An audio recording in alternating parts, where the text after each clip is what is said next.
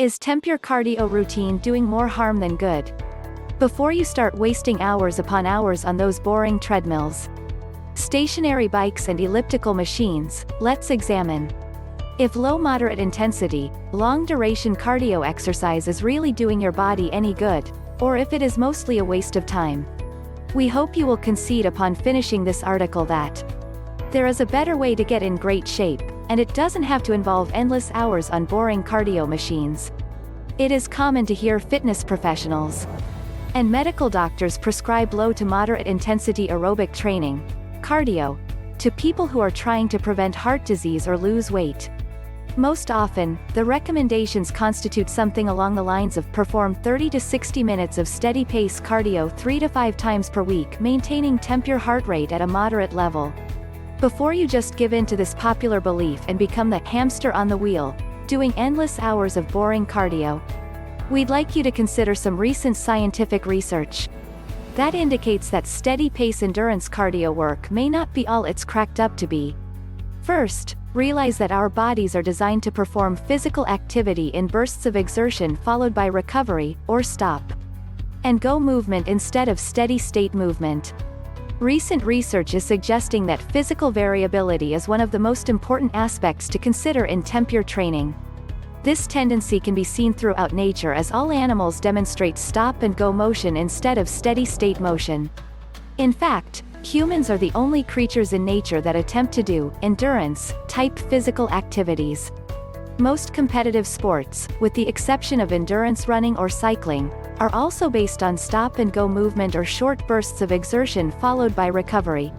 Examine an example of the different temp effects of endurance or steady-state training versus stop-and-go training. Consider the physiques of marathoners versus sprinters.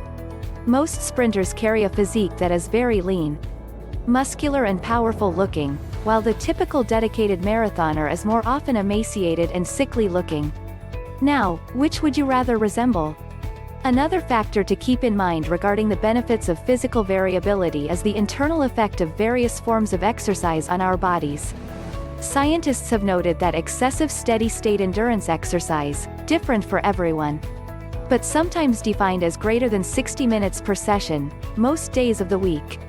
It increases free radical production in the body, can degenerate joints, reduce immune function, cause muscle waste, and can cause a pro-inflammatory response in the body that can potentially lead to chronic diseases. On the other hand, highly variable cyclic training TEM phase been linked to increased antioxidant production in the body, an anti-inflammatory response, a more efficient nitric oxide response, which can encourage a healthy cardiovascular system, and an increased metabolic rate response, which can assist with weight loss. Furthermore, steady-state endurance training only trains the heart at one specific heart rate range and doesn't train it to respond to various daily stressors. On the other hand, highly variable cyclic training teaches the heart to respond to and recover from a variety of demands, making it less likely to fail when you need it. Think about it this way: exercise that trains your heart to rapidly increase, and rapid decrease will make your heart more capable of handling everyday stress. Stress can cause your blood pressure and heart rate to increase rapidly. Steady-state jogging and other endurance training do not train your heart to be able to handle rapid changes in heart rate or blood pressure. For example, let's say you jog trying to maintain the same pace for a good 45-minute run.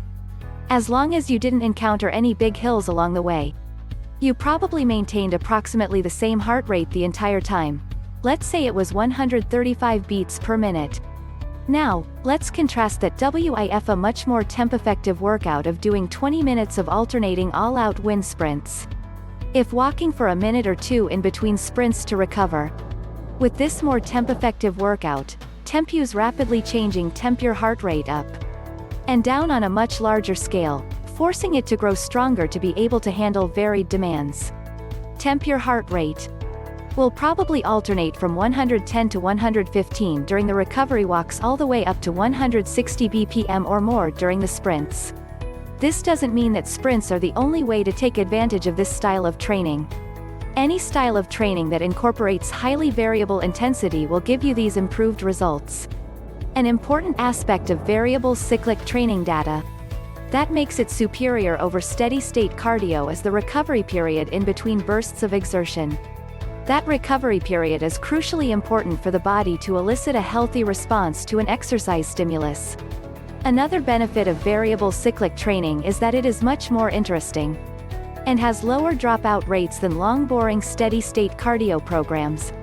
To summarize, some of the potential benefits of variable cyclic training compared to steady-state endurance training are as follows: improved cardiovascular health, increased antioxidant protection, improved immune function, reduced risk for joint wear and tear, reduced muscle waste, increased residual metabolic rate following exercise, and an increased capacity for the heart to handle life's everyday stressors.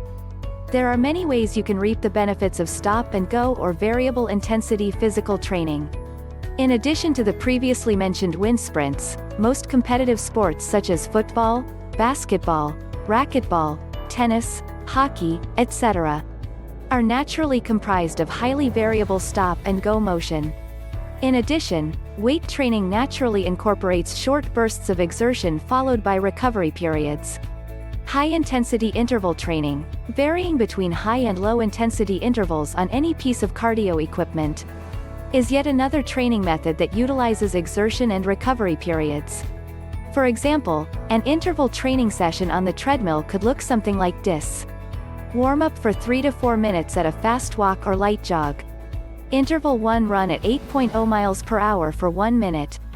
Interval 2 walk at 4.0 miles per hour for 1.5 minutes. Interval 3 run at 10.0 miles per hour for 1 minute. Interval 4 walk at 4.0 miles per hour for 1.5 minutes. Repeat those 4 intervals 4 times for a very intense 20-minute workout.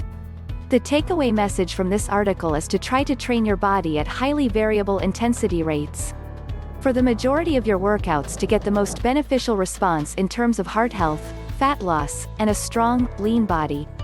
For more information, click the link below. Like this video, comment and subscribe to this channel.